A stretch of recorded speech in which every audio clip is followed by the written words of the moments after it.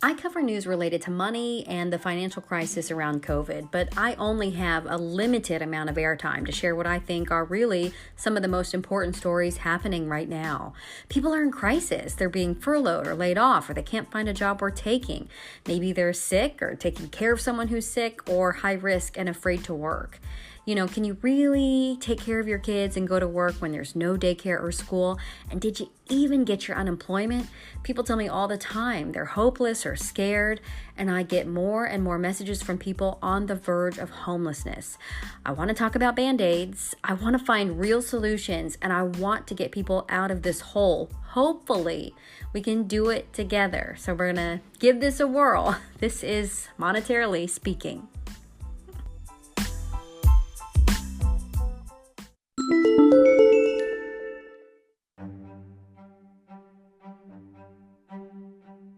I think it's a perception issue at the Employment Security Department. What is it that they're not seeing? This is a community. This is the equivalent of a community on fire and burning to the ground. That's Ann Paxton. She's an attorney on staff for the Unemployment Law Project, a nonprofit group that works on unemployment appeals. And of course, this year has been unlike any other. The group estimates that nearly 30,000 people are still waiting on their unemployment benefits, some who've been waiting from the very start of the pandemic.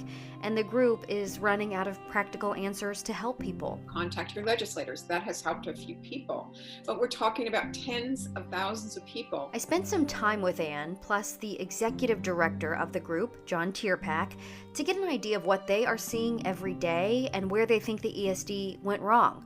Buckle up. This is a long one.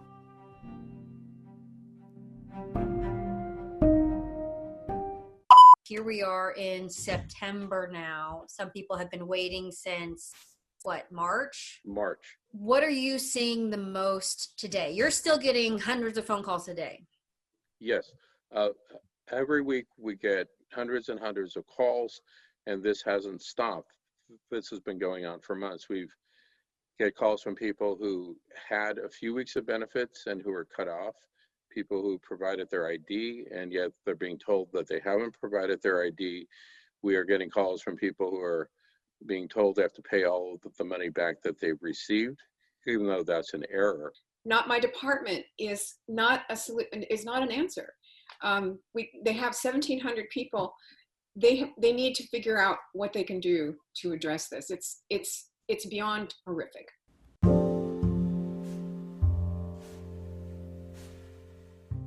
Well, a lot of you who are listening are asking questions or just sharing stories, and I certainly appreciate them. I do want to share one from Steve, who has a question about stimulus checks. On the first round of stimulus checks, I received a $1,200 check for my wife, Lucy. She unfortunately passed away in March of 2019. Do you have information on how to return that money? Thank you. So first of all, I just want to say I am very sorry to anyone who has lost a loved one, because I imagine that this brings up the loss that they've already endured, and I'm very sorry for that. We do know that the IRS has really been all over the place. First, it didn't know what to do, then it said send the checks back, and now in some cases it looks like you don't have to do anything. So let's go through what we know.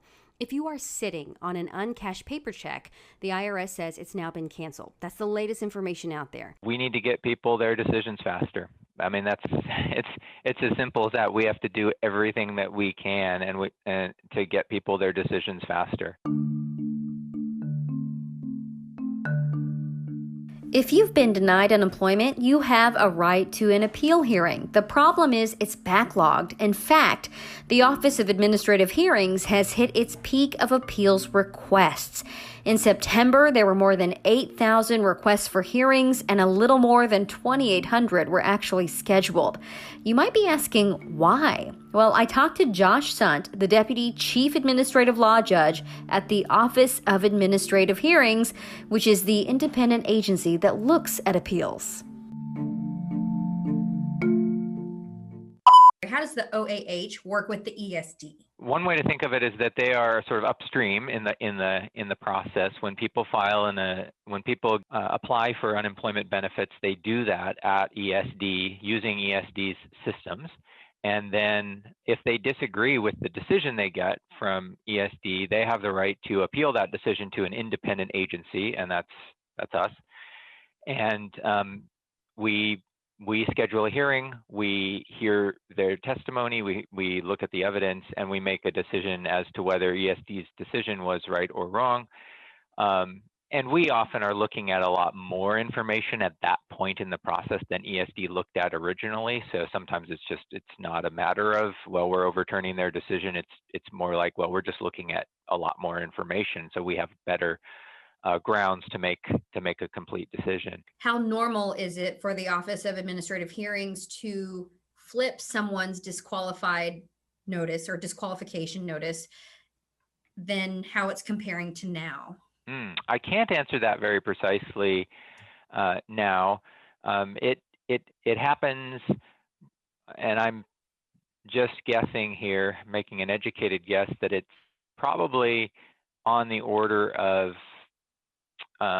somewhere between 25 to 60%, depending on the case, the program that we're talking about. There are fluctuations.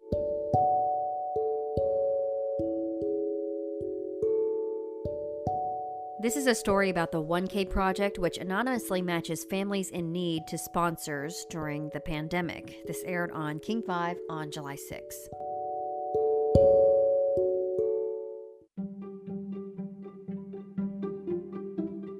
We founded things in the past where we had some idea and then had did the irrational act of starting something. When Minda Bruce co-launched the venture capital firm First Row Partners at the beginning of the year, she and her business partner, Yoko Okano, were going pretty hard when this pandemic shift in the world really caused major pause. I think we went into a phase where we just sort of were like, what are we going to do? This pandemic left many people wondering how they could help. It's not like they could fill a sandbag or meet in person or fight COVID-19 in the same way communities typically rally together during a natural disaster. Minda says she sat at home, she was happy, healthy, and safe, but she had this nagging question. How could she help people directly? People just literally will give money to someone that they trust and know.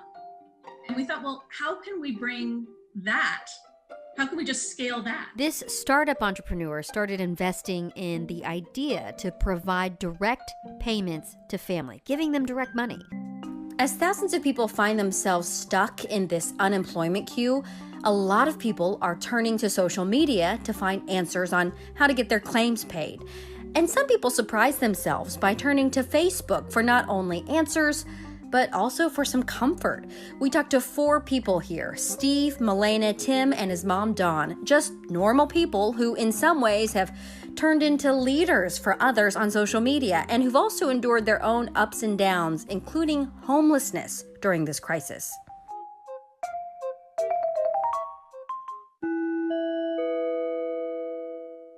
Maybe Steve can start because you're really kind of the folk hero of the support group on Facebook. Sure.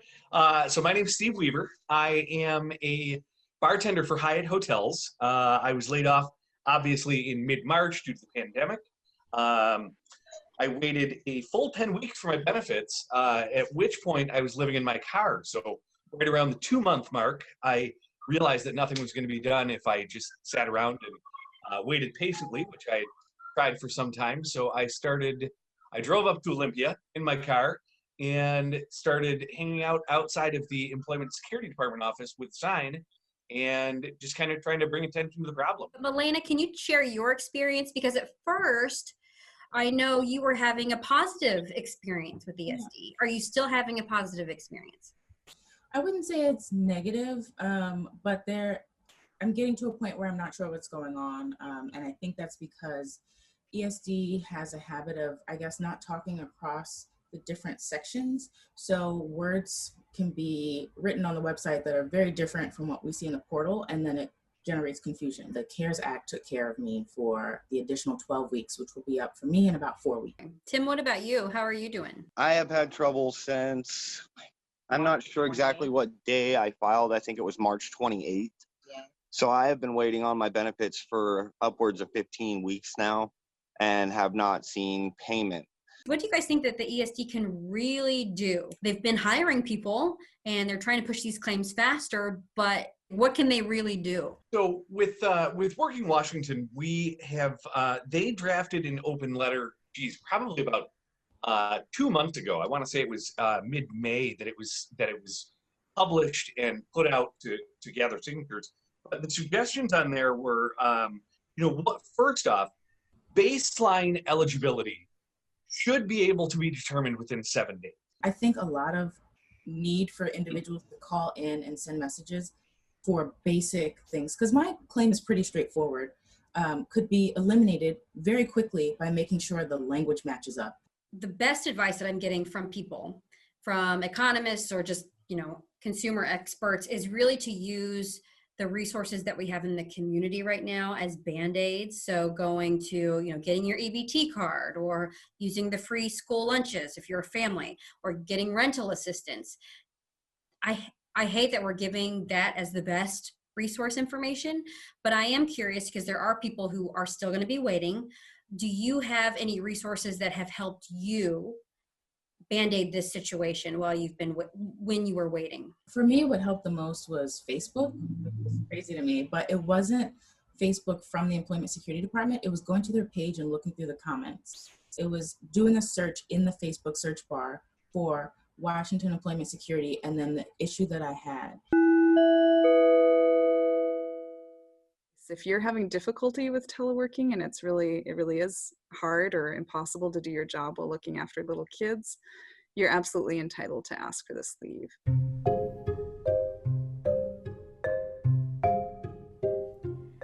Since March, many parents have been eligible to take family and medical leave thanks to an expansion under the CARES Act. That's 12 weeks of paid leave, and you still have time to take it in 2020.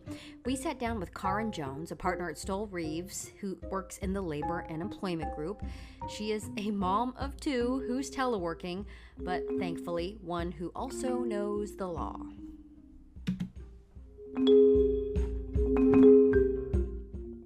Karen, thank you so much, first of all, for joining us.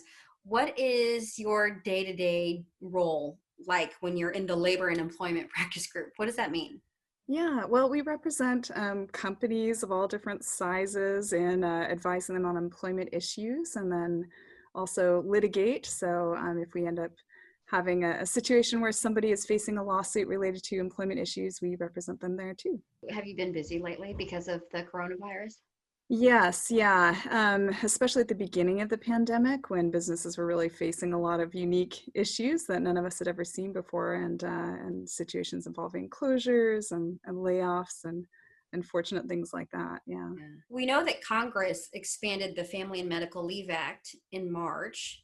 Is it still available to us? What can you tell us about that leave? It is, yeah. At this point, it's available through the end of this year, and certain employees are entitled to expanded FMLA if their child's school has been closed due to COVID-19, or daycare, or even another form of childcare. So it could even be a family member who typically cares for the child and then isn't able to because of COVID-19. So under any of those circumstances, an employee could be entitled to this expanded FMLA. Some of you are waiting for your first round of stimulus payments, but you might not know if you qualify still. And we do have a message here from Lagia. I hope I pronounced your name right, but nonetheless, here's the message. If I claimed my mom on my 2018-2019 taxes as a disabled adult, does she qualify for her own stimulus? And if not, why didn't I receive the $500 dependent money? Well, there is some good news and bad news. The first round of stimulus checks did not go to adult dependents, nor did they go to the people claiming them. If you remember, under the CARES Act, only people who had dependents under 17 years old got that $500. And then the adult dependents, like many college students, or in this case, a mother claimed by her daughter, were left out. Now, the good news is that under the HEALS Act, which is Republican-backed, people would likely get $500 for dependents of all ages. And that again would be added to a $1,200 direct payment for people earning $75,000 or less. Have you ever given any of your bills a closer look and noticed that you've been charged a small fee for something you don't understand or didn't sign up for? Well, Washington's Attorney General Bob Ferguson also took notice. In fact, he realized he was paying a small fee on one of his bills for an entire year. His office has launched an Honest Fees initiative and is already making major companies pay those fees back. Can we talk about the Honest Fees initiative? What is it? And you've already made some headway on it. Absolutely. So the Honest Fees initiative is pretty straightforward, and most of your viewers can probably relate to the idea of getting a bill. It could be a phone bill, a cable bill, you name it. And you look at the bill and you think, wait a second, what's this $3 fee at the bottom? Did I sign up for that? Is that legitimate? Can they charge me for it? Well, guess what? Sometimes they cannot. And so we have brought numerous lawsuits against big corporations that charge these hidden fees. They bury them. And the price you think you're paying is not the bottom line price. If you see that, let my office know. We've returned millions of dollars back to Washington consumers since we started this initiative. Yeah, $3 isn't a lot, but then when you times it by the population that's getting charged, that ends up being a lot of money for a company. Absolutely right. And let's say it's $3 a month and you do it for a full year, you're paying it before you realize it. Hey, that adds up to real money for folks who are hurting right now during this economy. And for the company, if you have hundreds of thousands of Washington customers and you're charging that $3 a month for each one, that adds up to real money for them as well. You may be familiar with the group Working Washington. It's a workers group that fights to raise wages and improve labor standards, and it's had some big wins in Washington state, including the $15 minimum wage increase. Well, now the group has 4 wishes for the Employment Security Department, as thousands of residents are still waiting on their unemployment benefits. I had a chance to sit down with Sage Wilson from Working Washington, and this is part of our conversation.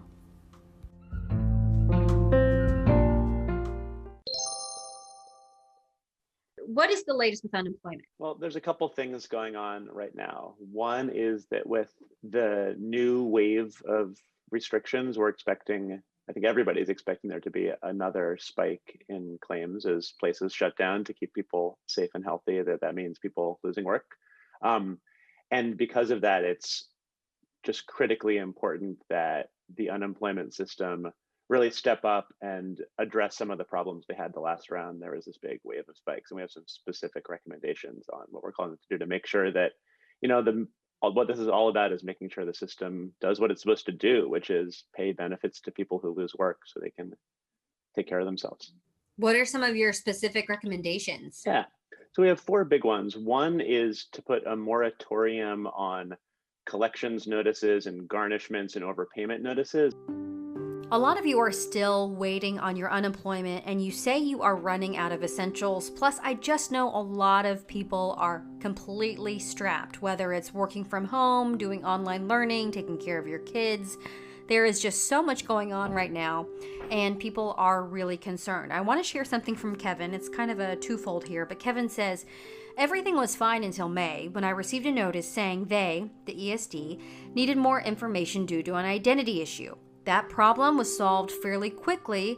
Then, when the relief money was made available, suddenly there is another issue concerning my identity. In 7 days, I've received no money and 3 more identity issue notices. I am a father of 2 boys who now has to eat moldy food from food banks. I'm at the end of my rope. It feels like the government wants us non-essential workers to starve and die.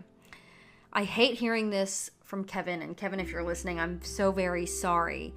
If you, by the way, have an issue that you want me to escalate to the Employment Security Department, I will certainly do that. I just need your name, your email, and your phone number that you use that is connected to your ESD account, and I will escalate it. It has worked in some cases. I know this for a fact.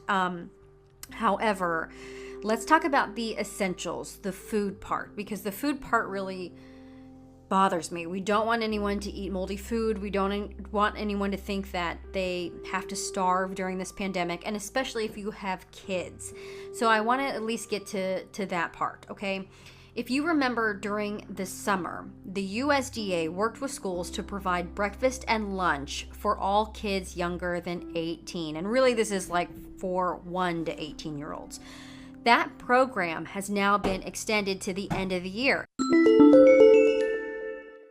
So a lot of people are saying that childcare is a crisis right now in Washington, and people are really concerned about the fall and how they're going to get their kids either to school or do homeschool. We have Rebecca Dyke with A Nanny for You joining us to talk about the state of the state in terms of how she's seeing nanny care. Thank you so much, Rebecca. Hi, Michelle. Thank you so much. Okay, so what is the situation with childcare in your eyes? Because you are placing nannies inside people's homes. So I've never been more pleased to see the nannies about quality and focused on the type of family, the type of children, the type of position and environment they want to work in. So they are, coming in and asking, what do you have for me and what's going to work for me, and letting us be the experts instead of them going out and trying to sleuth out their own family, which feels scary and overwhelming to them in this environment where they just don't know where people have been and what everybody else believes social distancing to be, right? Right. And so they're contacting us with amazing, we're seeing the best resumes I think I've seen in a long time, and a lot of them, right? I love the Waldorf, I love the Montessori, I love the preschool. Anybody in early childhood education with a degree or elementary education degree that's been working with children, anywhere from, there are the infant caregivers, but really like that preschool age all the way up through 6th grade. And the big grades that I'm seeing the most action on are probably K through 3 or 4, 3rd or 4th grade. And those families are looking for someone to come in and implement the same kind of day they might have at school. So the kids just aren't, spinning basically. And you are seeing kind of these micro schools or cohorts with families. Yeah, clients are talking about cohorts. They're talking about putting together groups of maybe up to 5 families in neighborhoods where kids have similar ages, where they can hire or obtain a full-time educator to help with the kids and give them at least a partial day, like you would if you were homeschooling, of education and one-on-one learning, and allow the kids to see each other and be able to have some sort of interaction with their own ages. Mm-hmm. Well, that's really interesting. And then, so does every family have to pay the same rate, or do you get a better deal because you're sharing with 5 kids? Just not to put you on the spot, interesting. So I haven't actually been asked to place an educator with a cohort. I place the nannies and educators with each family individually. So I feel like money has not been a deciding factor lately. I feel like we're back to basics. We're back to quality. We're back to who's going to be the best to help me with my children and to follow our same parenting practices and our household style. And what we're able to do is, meet with families outside at their homes, but in their backyard, where we feel sort of the vibe of what their culture is like and how they interact with each other and who they are as people. And then the nannies are doing the same thing. They're meeting families in the backyard. And they're more, what I'm seeing a lot more of is they want a longer term position for the next year at least, which is what we love to do, is place long-term childcare providers where they are coming in and making a plan. And it just gives everybody maybe a little more solid ground to stand on.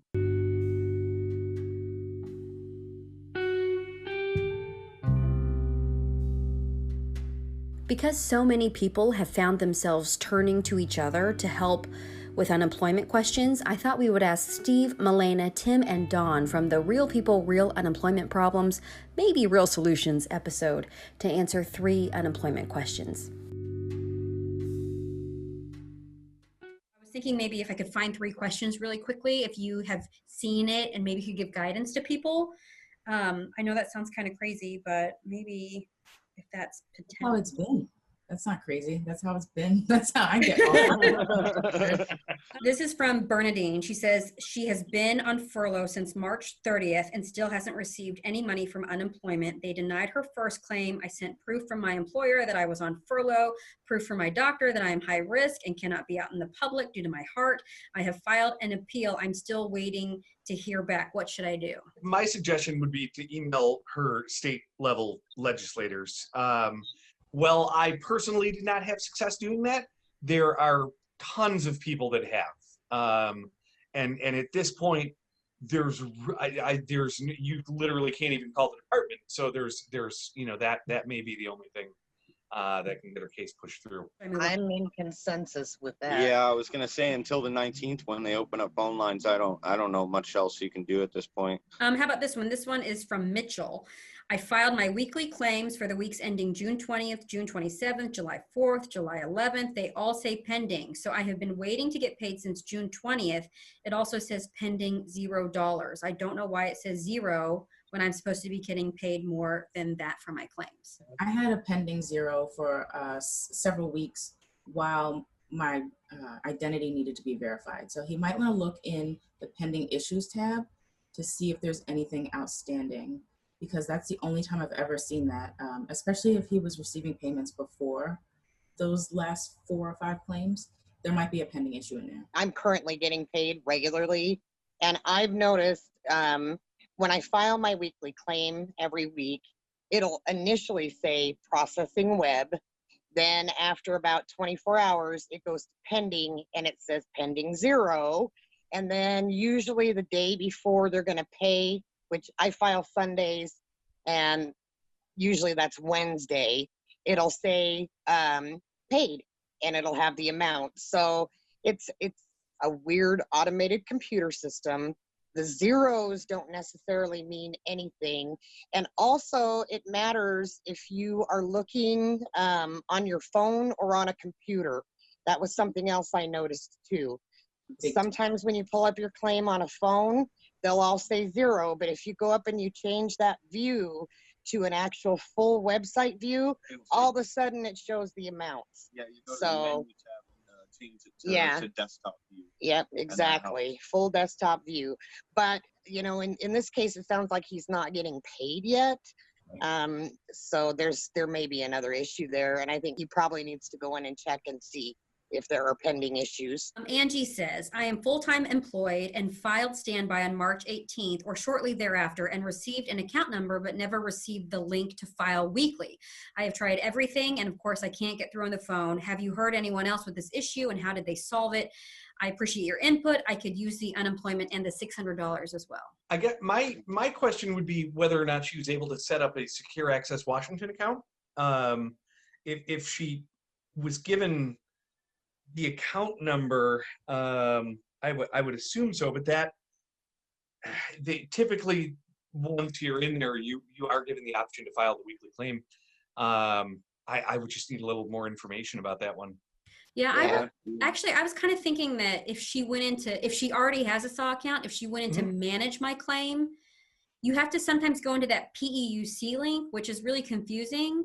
Right. That happened to one of my friends, and then they were able, once they clicked on that link, they were able to file their weekly, but at that point they missed their window, so I don't know if they can go back. That's one of the issues that I've been dealing with too, is that my claim is under regular unemployment insurance.